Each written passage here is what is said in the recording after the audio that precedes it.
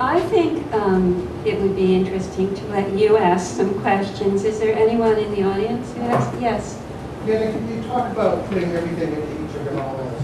Can you talk a little bit about what you take from, say, one novel to the next, not in terms of plot or character, but what you learn and what it's allowed you to do, what kind of freedom or confidence or fear it's giving you?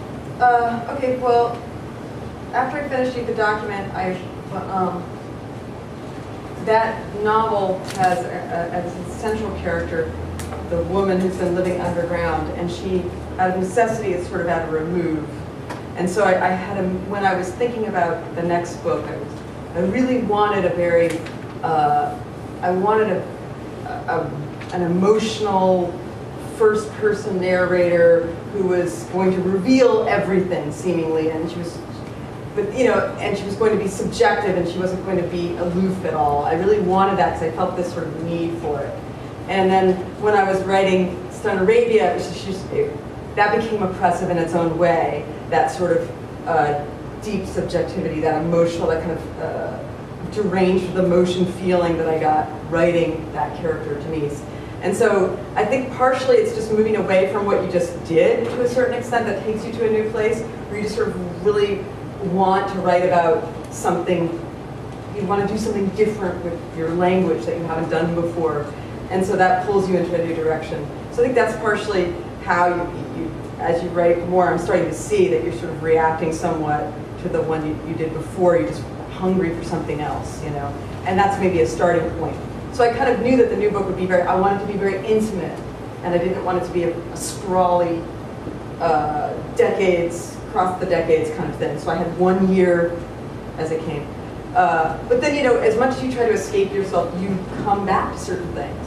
So, so that it ends up being very complex in this way. You sort of think you're going to do something simpler, but it becomes complex because that's just what you are interested in, and it grows in different ways that you don't expect. So you always think you're getting. You think you're getting away from yourself, and you end up face to face with another part of that same self. You know, in your writing. I think. Yeah. Yes. Sorry. So which section from Stone Arabia did you send to the cell? You know, it was page 23 to 29 in the manuscript, but I don't know where it is now. Now it's the beginning. It's the beginning. Where? Of course, it's the beginning. It's the very beginning. It's the very beginning. Yes. It's not the very beginning. It used to come after the letter, Okay. so she switched it. Right. Right. Yeah. So it would have been. That's really. Right. Good. So it's That's page good. 1 Good through answer. 7. Page 1 through 7. There's a question in the back. Yeah. How much do you discuss future novels or novels in progress? And is that typical? Not at all, really. I usually don't. Nan does not know until I have I show it to Melanie, my agent, and then she shows it to Nan when I essentially think it's done. And I don't talk about it with her beforehand. I might hint at something, but I don't talk. I mean, I don't show it to anybody except my husband. I'll show little pieces to. Other than that, until I'm done, because it just feels so fragile to me, and I think someone's going to talk me out of it. So I just need to get it done, and then you can say whatever you need to say. Is that typical? Is that typical? Yeah. I think that's pretty normal. I think writers are very intelligently protective of their work before. I think it makes sense to me that you would want to sort of know exactly what you had before you started exposing it to the world. It's, you know, it belongs in the womb for a while. Right. Right.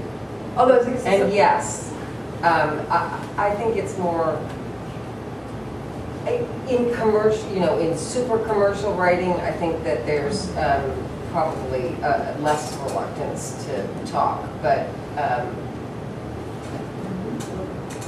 I get hints from writers, even from Dana. You can sometimes smell something.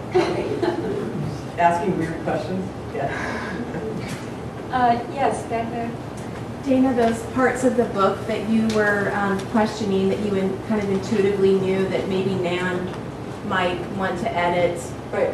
can you explain your relationship to those parts of the book? Were you emotionally attached to them? Are you thinking that they could be brilliant or really crap? I mean, how are you dealing with those pieces that you kind of intuitively? Well, I'll give you an example. It's that each document was longer when I turned it in. I knew it needed to get cut down. And Nan, she didn't say cut this. She just wrote trim on the, sort of the line on the margin saying trim. And I sent it back to her, she sent it back, saying more kind of thing. And I remember we were almost at the end, and there was a section about, you probably blocked it out of your memory, but there's a section about Coca-Cola bottles or something, this riff that this character Nash does. And I worked so hard on it, and it was never right. And she knew it wasn't right, and I knew it wasn't right, and I couldn't get it right. And finally I said, Nan, do you mind if I cut this whole riff out? And she's like, that's what I want you to do. I want you to do that. Please. And so sometimes there's like scaffolding that you built and you don't recognize that you don't need it anymore. And sometimes you need to cut it away to see it. But she had to let me do it.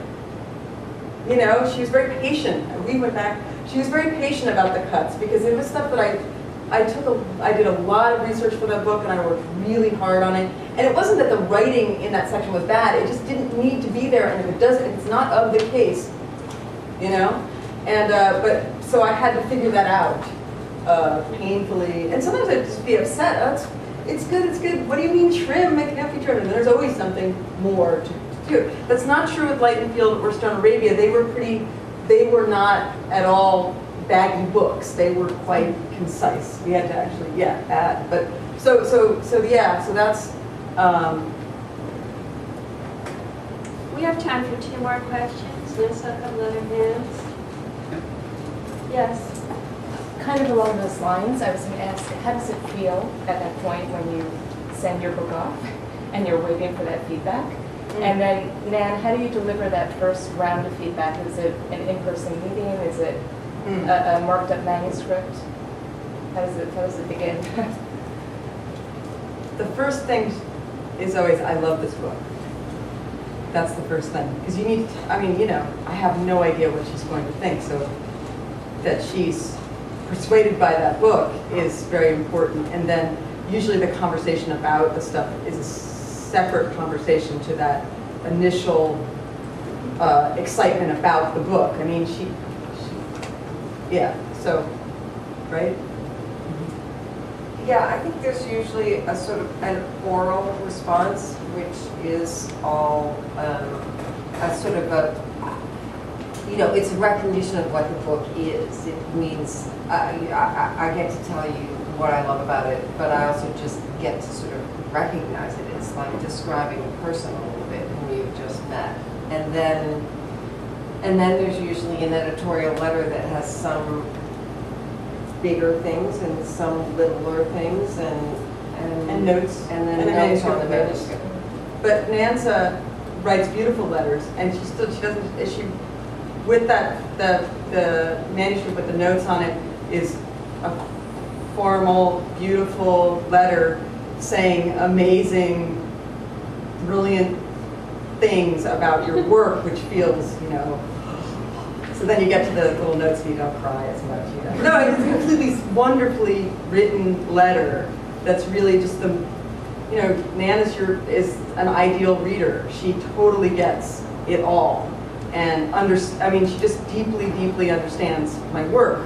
So to have her give you her overview of the book is really gratifying. It's one of the best moments in the whole thing, is this person who knows your work sees this new thing as being and connects it all. And it's wonderful, that part. Yeah, absolutely. Yes. Nan, have you ever worked with a writer you haven't persisted through it because of the writing, or did you just not go there? I forgot. I didn't ask names. I really do feel pretty lucky about not working with people I don't especially like. But Dana's in a kind of a special category of, I love the work and I love Dana. So not everyone, it's not always that perfect. And sort of looking back at these letters, life goes on too. And there are, Dana writes about what she's reading. She writes about the world around. There is, as you know, if you've read Stone Arabia, there is, Denise is extremely engaged and disturbed by the world. And that Dana can be disturbed and engaged by the world as well. And thinking about Stone Arabia, which is set in 2004, it really was a nadir in American politics and in American culture, and that filters through in Dana's letters as well as it filters through in this book, but it does sort of remind you of what place this novel comes from. And that I'd sort of forgotten about the true desperation we all felt in 2004. But it's, here it is in Denise. So I don't think I've really answered the question, but I do actually have a memory that eliminates as much as possible the unpleasantness of some of what we do, because it's a very intimate relationship, and if it isn't, if it's unpleasant, it's unpleasant.